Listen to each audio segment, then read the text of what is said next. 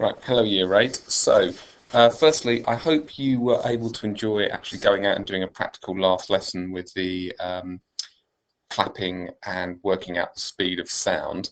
Some of you were able to submit the speed of sound.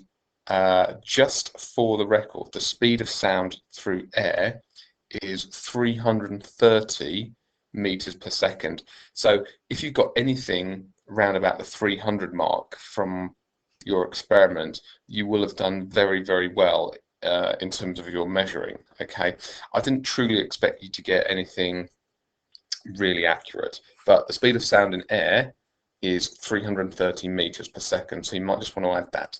Now, secondly, I uploaded the assignment last lesson, and then I realized I'd actually left the answers at the end of it, which is a bit annoying because those of you that found it will have obviously had access to the answers, but those of you who didn't realize that, you can go back into the assignment and just check your answers to see how you did and give yourself a quick score. So if you want, you can go and do that now. However, today, this lesson, we would have actually been doing in the computer room because it's a research task. So I'm just going to explain to you what we're going to be doing today because it's also going to run to next week. So firstly, I'd like you to describe your morning routine from when you get up to, I don't know, say after breakfast or something like that. Now, think about this. I'm certain that many of you may have made use of many parts of the electromagnetic spectrum, but what is it? So just very quickly, just bullet point maybe the 10 things you do between getting up and, say, finishing breakfast. So just pause the video and do that now, please. That's literally 2 or 3 minutes. Off you go, please. Okay, welcome back. So what we're going to do today is we are going, or you are going, to research different parts of the electromagnetic spectrum. Now, you might not be quite clear on what that is yet, so I'm going to help you out and explain exactly what to do.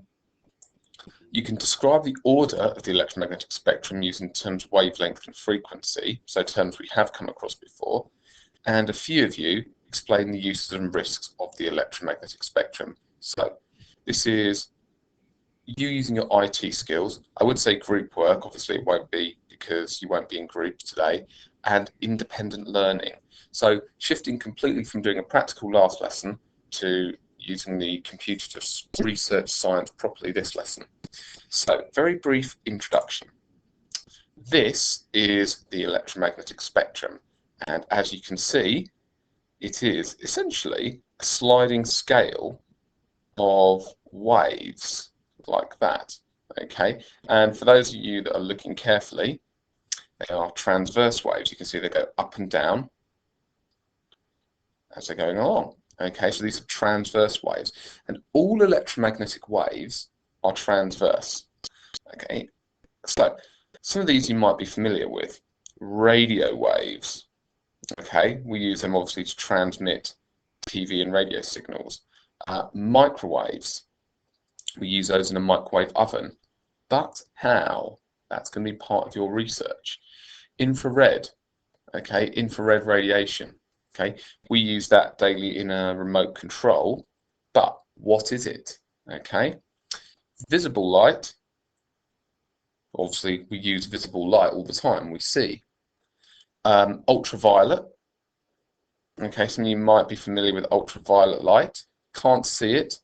X-rays, and then finally gamma rays. So basically, the only ones that you're probably familiar with day to day is visible light. These other waves, they all exist on this sliding scale. It's just we can't see them, but we are definitely aware of them.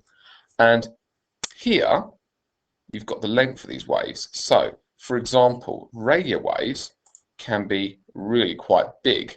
Okay, so if I just type that out, 10 to the 3, well, that means that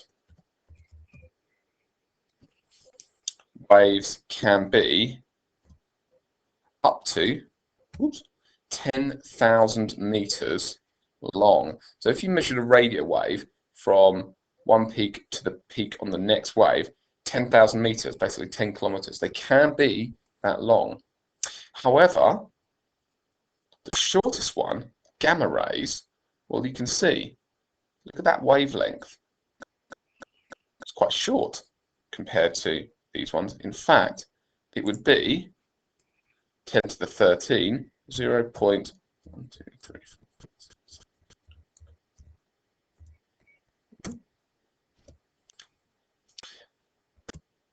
That is how many meters it is. So 0.000000000000013 meters. So absolutely tiny. That's less than the width of an atom.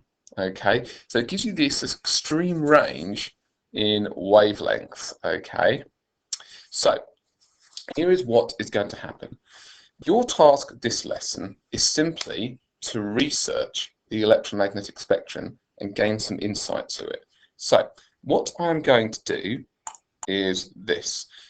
Now your original task was this, to work in pairs to produce a PowerPoint presentation on different parts of the electromagnetic spectrum. Clearly you won't be working in pairs, you're going to have to work independently at home on this. I'm going to say PowerPoint presentation, but if you would prefer to do it as a poster, that's absolutely fine. Anything like that, any way of presenting your research, basically. So, things you must include: the different waves in the electromagnetic spectrum and how their frequency, their energy and wavelength changes as you go along the spectrum. The uses of the different parts of the electromagnetic spectrum, which do you use most days, and the dangers of each part of the electromagnetic spectrum. And what is ionizing radiation? What parts of the electromagnetic spectrum are ionizing, and what effect does this have on the body? Now, what I'm going to do is I'm going to put some potential research websites into, or some research sources into the assignments task. You are basically going to spend this lesson, so I've been talking for about 7 minutes or so, so the remaining 40 minutes or so, just researching, going through the internet, finding out what you need to know, maybe finding some good diagrams to use, okay? And then next week, you are going to use that research in order to produce your presentation. Okay, so really want to be clear on this. You are not going to produce anything today. Okay, what you need to do is simply make a few notes and organize your research ready for next week. So when I say you're not going to produce anything, I suppose you are going to have maybe a page, possibly two, of notes and how you are going to organize it.